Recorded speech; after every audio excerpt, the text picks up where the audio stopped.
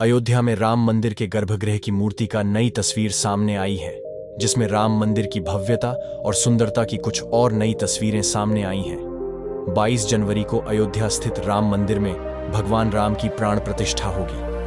भगवान राम की मूर्ति को मंदिर के गर्भगृह में रख दिया गया है। 22 जनवरी 2024 को रामलला की प्राण प्रतिष्ठा कार्यक्रम की तैयारियां जोरों पर चल रही हैं। नई तस्वीरों में मंदिर के बाहर की भव्यता दिखाई दे रही है। रामनगरी बुधवार को भक्ति के सागर में डूबती उतराती रही। प्राण प्रतिष्ठा की शुभ तिथि जैसे जैसे नजदीक आ रही है, उल्लास बढ़ता जा रहा है। प्राण प्रतिष्ठा के अनुष्ठान भी शुरू हो गए हैं। अचल मूर्ति की एक झलक पाने के लिए बेताब रहे। अयोध्यावासी बुधवार को रामलला की अचल मूर्ति को परिसर में पहुंचा दिया गया है। यह वही रामलला हैं जो 23 जनवरी से नए मंदिर में दुनिया भर के भक्तों को दर्शन देंगे। रामलला की अचल मूर्ति की एक झलक पाने को लेकर अयोध्यावासी दिन भर बेताब रहे, उत्साहित रहे। बुधवार को रामलला पहली बार परिसर में प्रवेश करने वाले थे, इसलिए तैयारियां भी भव्य तरीके से की जा रही थी। रामलला की उपासना बाल रूप में होती है, इसलिए रामनगरी की मातृशक्तियों ने अपने लल्ला के स्वागत में सुबह 9 बजे भव्य कलश यात्रा निकाली। कलश यात्रा में आस्था का चरम दिखा पूरी अयोध्या।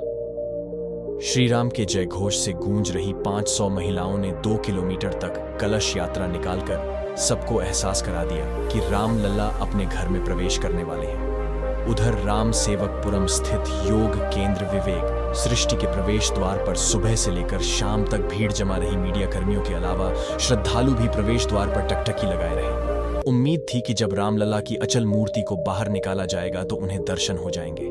जैसे जैसे दिन चढ़ता गया, श्रद्धालुओं की बेसब्री बढ़ती गई। इसी तरह श्रद्धालु व राहगीर भी बार बार मीडिया कर्मियों व सुरक्षा कर्मियों से सवाल कर रहे थे कि मूर्ति कब बाहर निकलेगी। आखिरकार देर शाम को रामलला को बंद ट्रक में सवार कर भारी सुरक्षा प्रबंधों के मध्य विवेक सृष्टि परिसर से बाहर निकाला गया। इससे पहले मूर्तिकार योगीराज ने मूर्ति को प्रणाम किया और बड़े ही भावुक अंदाज में मूर्ति ट्रस्ट को समर्पित की।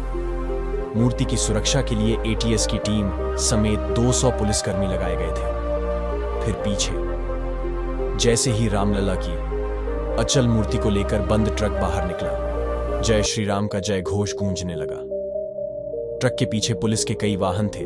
धर्मपथ से लता मंगेशकर चौक होते हुए मुख्य मार्ग से गुजरते हुए करीब 4 किलोमीटर की दूरी तय कर रामलला की अचल मूर्ति क्राइन से ग्यारन गेट से राम जन्मभूमि परिसर पहुंची। इस दौरान रास्ते में मूर्ति की एक झलक पाने को लोग बेताब दिखे। उन्हें दर्शन तो नहीं मिला, लेकिन पुष्प वर्षा जय घोष कर रामलला के स्वागत में भक्तों ने कोई कसर नहीं छोड़ी। रामलला के गर्भगृह में जाने से पहले सरयू स्नान करेंगे पीएम मोदी। वहीं प्रधानमंत्री नरेंद्र मोदी नए और भव्य मंदिर में रामलला के गर्भगृह में प्रवेश करने से पहले सरयू में आस्था की डुबकी लगाएंगे।